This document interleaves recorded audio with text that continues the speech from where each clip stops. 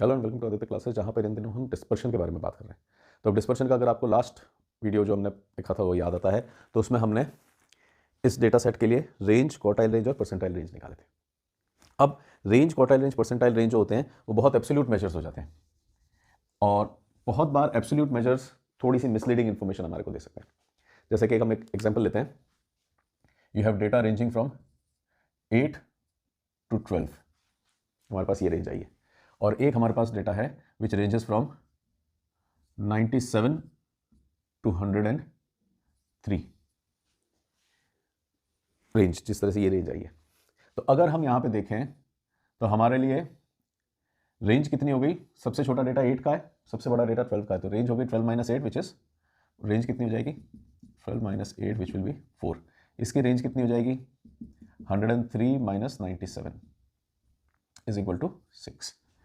अब ये कहाँ से आया? हो सकता है कुछ डेटा रहा होगा हमारा इस तरह का, 8, 9, 9, 9, 11, 12, 12, ऐसा कोई डेटा रहा होगा हमारा। तो इसकी रेंज कैसे निकालेंगे हम? Largest value minus smallest value, तो ये इस तरह का आ गया।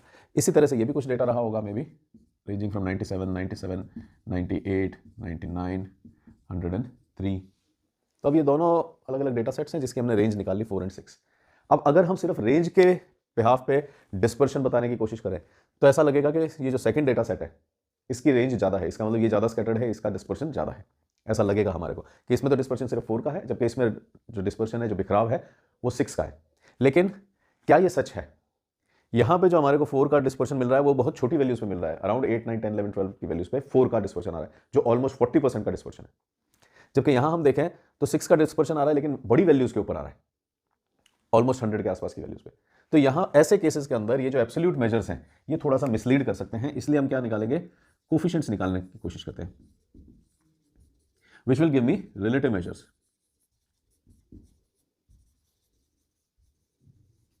अब जैसे इसी केस को लेते हैं हम, तो इसका अगर हम कोफिशिएंट निकालेंगे तो वो कितना हो जाएगा? कोफिशिएंट ऑफ रेंज अगर हम देखें फॉर्मूला के साथ, कोफिशिएंट ऑफ रेंज होता है largest minus smallest upon largest plus smallest. इससे क्या हो जाएगा? लार्जेस्ट वैल्यू इस डेटा सेट की कितनी है? 12 माइनस स्मॉलेस्ट अपॉन 12 प्लस 8, ये हो गया आपके लिए 4/20। 4/20 को अगर हम देखें तो ये कितना होगा? अप्रोक्सीमेटली 0.20 और 20%। तो इस डेटा के अंदर अगर हम देखें तो एक एवरेज वैल्यू जो बन रही है 10 की, उससे दोनों साइड डेटा स्कैटर्ड है, 2 ऑन आइदर साइड। तो 20% का डिस्पर्शन है उसके अंदर। जो सेंट्रल वैल्यू है उससे कभी तो लेफ्ट में 20% जा रहा है, कभी राइट में 20% जा रहा होगा।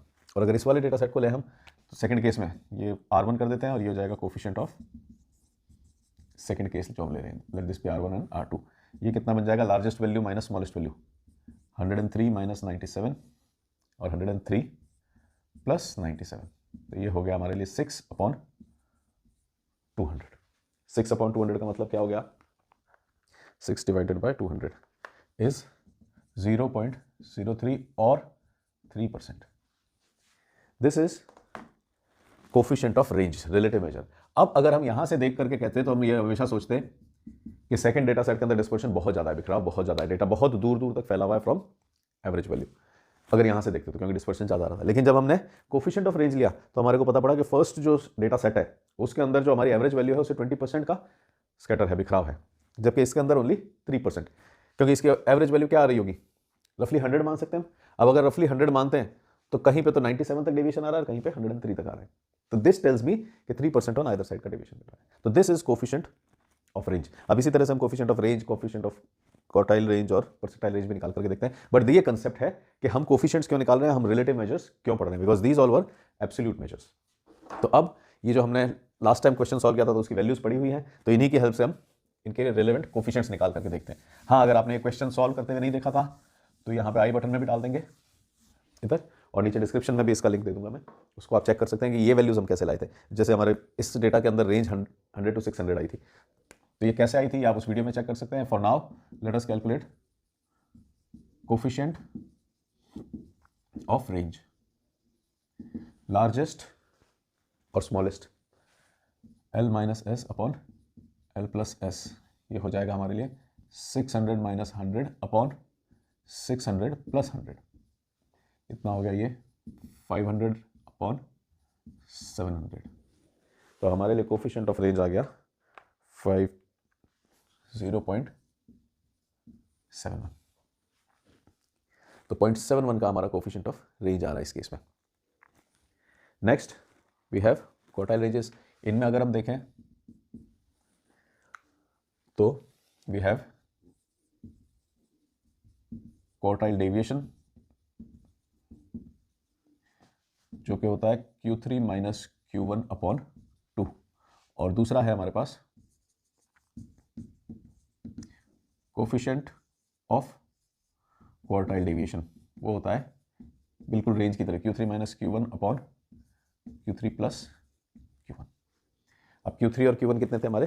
Q3 लास्ट टाइम हमारा आया था 269.93, 191.18, तो ये हम लिख सकते हैं 269.93 माइनस 191.18 अपॉन 2, तो वैल्यू कितनी आ जाएगी हमारे लिए? 269.93 माइनस 191.18, ये आ गया 78.75। तो क्वार्टाइल डेविएशन आ गया 78.75, लेकिन हम अभी कोफिशिएंट्स पढ़ रहे हैं, तो कोफिशिएंट ऑफ क्वार्टाइल डेविएशन कितना हो जाएगा?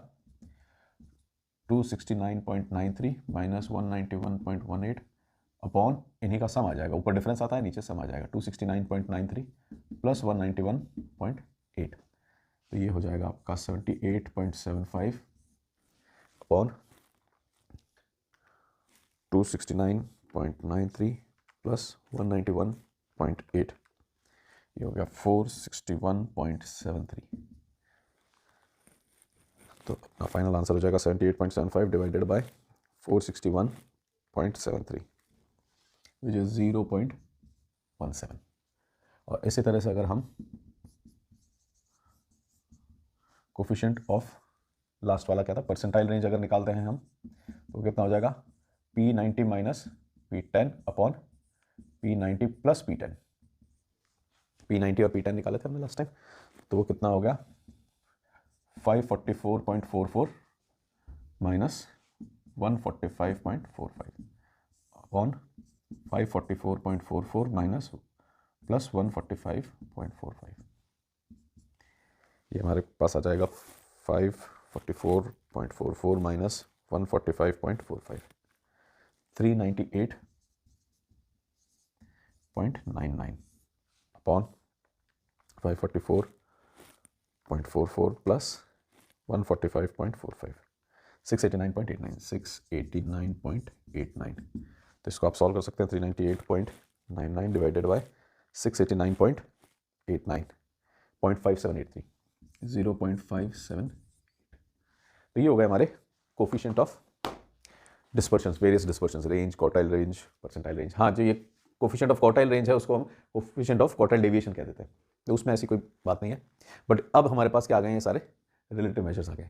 तो मैं क्या कह सकता हूँ कि यहाँ पे 0.71 और 71% का स्कैटर हमारे को दिख रहा है। क्वार्टाइल के अंदर 0.17 और 17%, और इसके अंदर 0.578 और 57.8%।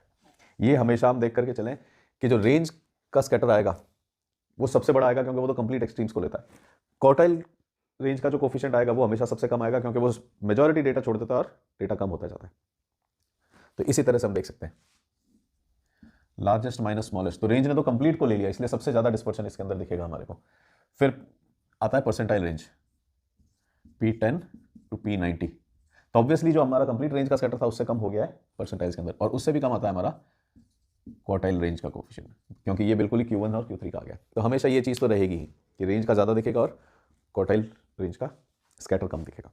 सो this was about coefficients of range, coefficient of quartile range and coefficient of percentile range. हाँ, थोड़ा सा ध्यान रखें कि कोफिशिएंट ऑफ क्वार्टाइल रेंज को कोफिशिएंट ऑफ क्वार्टाइल डेविएशन कह देते हैं। So this was it about coefficients of various dispersion measures. Thanks for watching, bye, take care.